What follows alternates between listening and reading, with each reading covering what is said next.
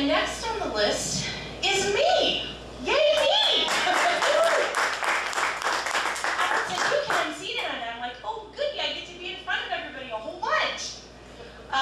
Well, anyway, like I said, my name is Chantel. It's great to be here tonight, and I really appreciate you guys coming out. I might tell on myself a little bit and mention that my bosses are in the audience tonight. But luckily for them, I left all the jokes about them out, so I'm in good shape. Anyway, it's great to be here. Thank you guys. Anybody out here have children? Yes? A little applause for kids. Yay, yay, okay. Didn't that seem like a better idea in theory than in actual practice? My husband and I literally were just sitting around one night and said, you know, we don't have anything to do with the next 20 years. Let's have a baby. That's our great idea.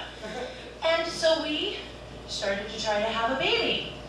And I will tell you that when you're working to have a baby, it kind of takes the fun out of it. The teenagers have a market on this easy pregnancy thing.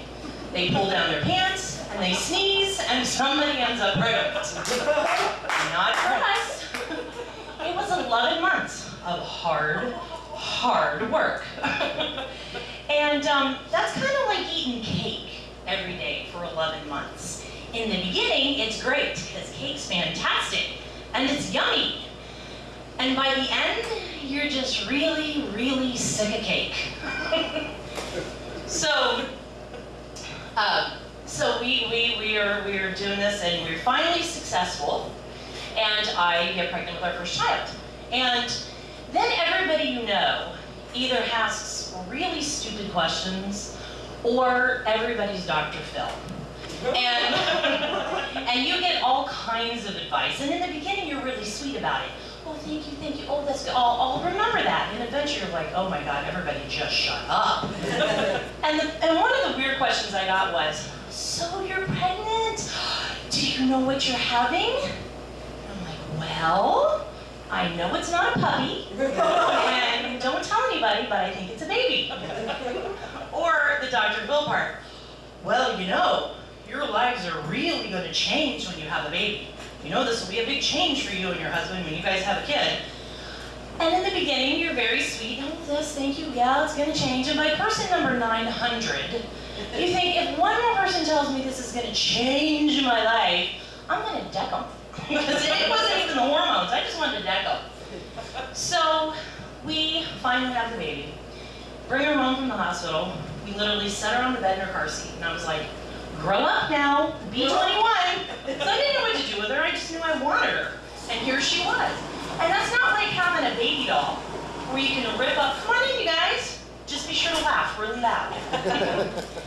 It's not like, you know, when you get a baby doll for Christmas and you end up ripping the arms and legs off of it, you toss it over in the toy box and you're done. It doesn't work that way with live babies. You actually have to do things with them. So, so we have her, we bring her home, and we realized after a couple of weeks that our lives were changing, and they were changing quickly.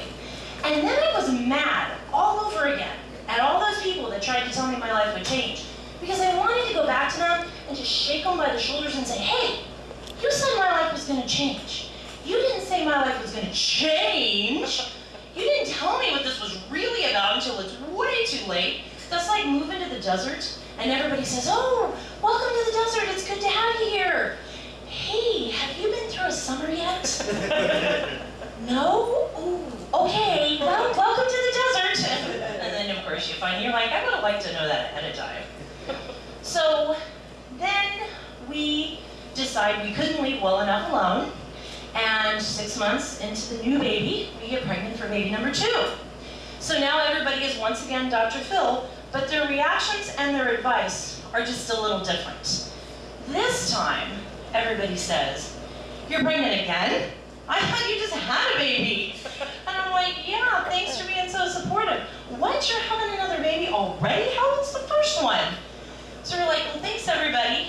And now they tell you, okay, don't let them outnumber you. When you've got to, you need to stop. Well, we're not very good listeners. And 2 years later, we had baby number 3. And now we're outnumbered. And people explained, If you let them outnumber you, you go from man to man to zone defense. And zone defense is much harder. And it turns out they were right. It is much harder. The military is missing the boat by not recruiting young children. Because young children can come together like an elite, stealthy fighting unit, and they can get the job done, all right? So you're sitting in the living room watching TV, and here comes a little kid. Zoom through the room. Hi, Mommy. Hi, Daddy. Hey, baby, what you and your sister's doing? Nothing. We're just playing. Liar. That little kid is the scout, and her job is to run reconnaissance through the house so she knows where Mommy and Daddy are so the three of them can go do maximum damage someplace else in the house. And trust me, I have learned this lesson the hard way. But not really, because I keep learning it over and over and over again. So, see, this is what happens when you come up without your cheat sheet. So anyway, when I was pregnant for my third baby, a friend of mine gave me a plaque, and it said, I used to have 3 theories about raising children, and now I have 3 children and absolutely no theories. And that is the honest truth. Because I was a better parent before I had kids. My kid was never going to dress like that in public. My kid will never behave like that in the store, please. Well, let me tell you, you have not had any fun at all unless you've gone shopping with a toddler that's wearing a tutu, cowboy boots, and snorkel gear. I actually started telling perfect strangers that would do one of these as we go by. I would say, you know, I just gave birth to them. I don't trust them anymore. And then I was off the hook. They could wear what they wanted. Or you haven't lived until you've been at, oh, I don't know, let's say Walmart, where all of humanity shops on a daily basis because nobody has a job. They're all shopping at Walmart. And your 2-year-old decides to have a nuclear meltdown.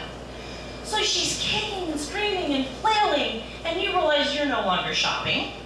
You pick her up, and then walking toward the exit, and she's full bore, the whole 9 yards, like she's having some little toddler seizure. And as I get near the front door where all the missing children posters are, it occurs to me that some well-meaning Good Samaritan might think I'm trying to abduct this child. And I don't have any way to prove she's mine. I have no birth certificate with me, I have no ID. And then I pause and I think a second longer and I realize no one in their right mind is really going to try to take this screaming child from me. And if they did, then they're not going to keep her very long. So now my fantasy starts to kick in.